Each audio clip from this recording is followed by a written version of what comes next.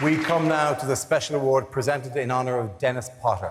We're lucky to have not one but two presenters. The mere mention of the names of these two fine young actors is enough to elicit the most extraordinary noises from the most discerning of company. The term quirky sexy apparently doesn't even do them justice. They're not my type. I'm more of a beefcake man myself. But nonetheless, please welcome Matt Smith and Benedict Cumberbatch.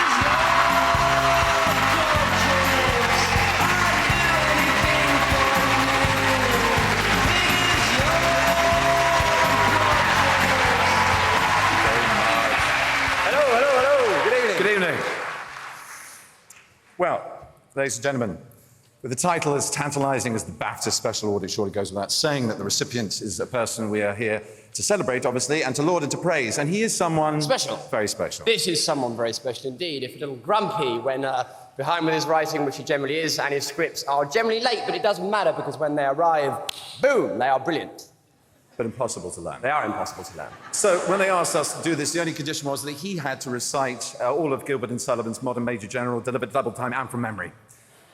But from anyone lucky enough to have been in a read-through with the man known as the Mothinator, they'll know that that's a walk in the park. Is that an impression? No. Yes, it was. The man is a word machine. He is Holmes. He has the heart of the Doctor, or one of them at least. We're lucky to be here because of his latest triumphs in reinventing Sherlock Holmes and Doctor Who, although his work spans 20 years from the press gang to Tintin. His name is a byword for quality family entertainment and has resulted in more awards than he has hair, which is a lot.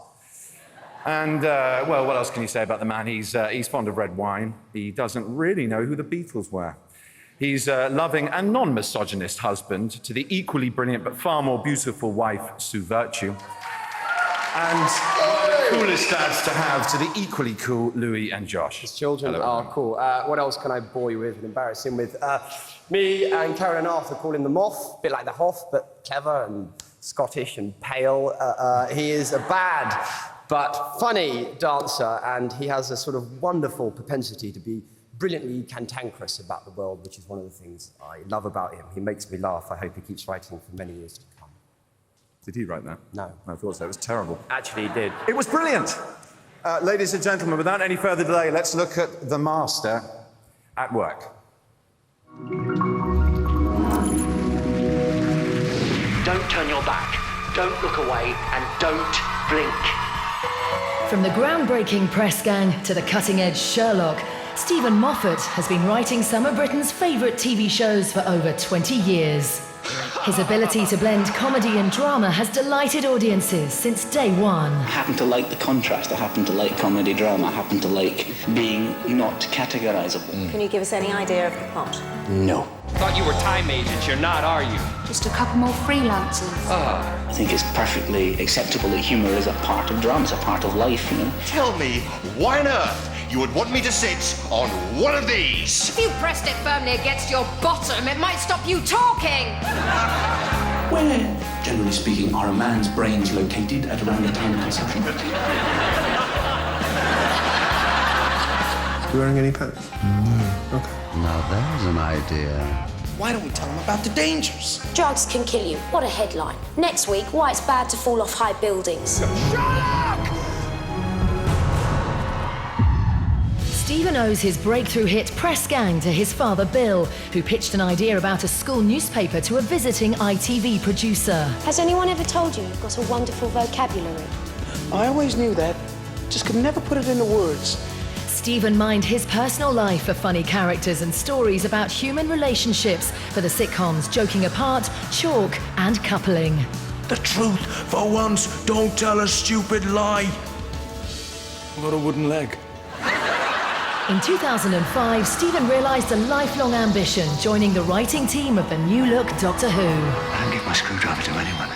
I'm not anyone. Don't you ever get tired of Doctor Who? 9 centuries in, I'm coping. Where have you been? Your coming was foretold. There's no such thing as foretelling. Trust a time traveller. Something big's coming, isn't it? Working on Doctor Who with Mark Gatiss led to the pair bringing Sherlock Holmes into the 21st century.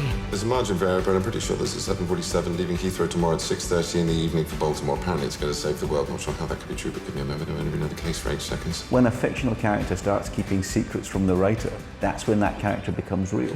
Good night, Mr. Sherlock Holmes. You got to admit that's sexier. Please don't feel obliged to tell me that was remarkable or amazing. How do you get to be so clever? Give reasons for people not to turn off.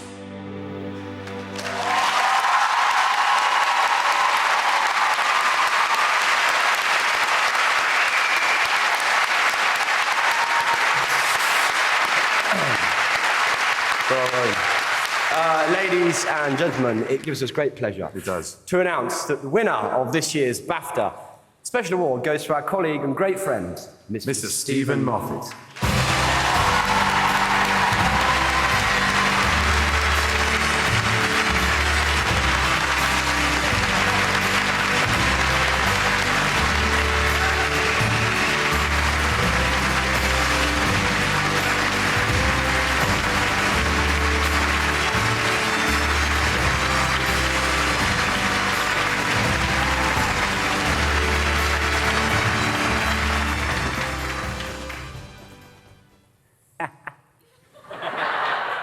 Sherlock Holmes and Doctor Who giving me an award. That is absolutely brilliant. That's all I really need to say.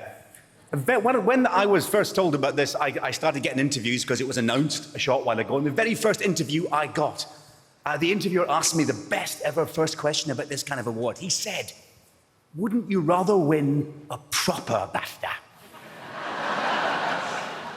To which I entirely failed to reply, no. This is, when I got that letter, simply the proudest moment. Indeed, when I got that letter, I showed it to my son because I couldn't quite make out the truth of it. I thought, Dennis Potter and me on the same page. Look, it's me and Dennis Potter. It's a proper big award. I'm a real writer. I am so inadequate to this award, there are more than the usual number of people to thank. So I will skip very fast past people I should be talking about, like Sandra Hasty and Ben Stevenson, and talk about the two shows that got me here tonight, let's be honest. On Doctor Who, it was Piers Wenger and Beth Willis who carried me through the first 2 years, often by the hair. The thankless task has now fallen to Cara Skinner and Marcus Wilson. And on Sherlock, I can't but mention my brilliant friend and most brilliant collaborator, and in the words of Doyle himself, never better applied, the best and wisest man I have ever known, Mark Gatiss.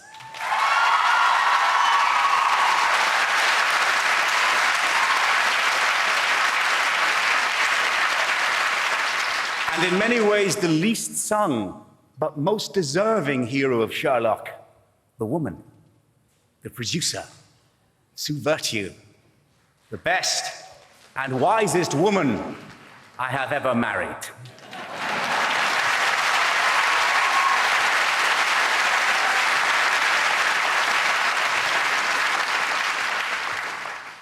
Thank you all. Thank you, BAFTA, for Tommy. Good night.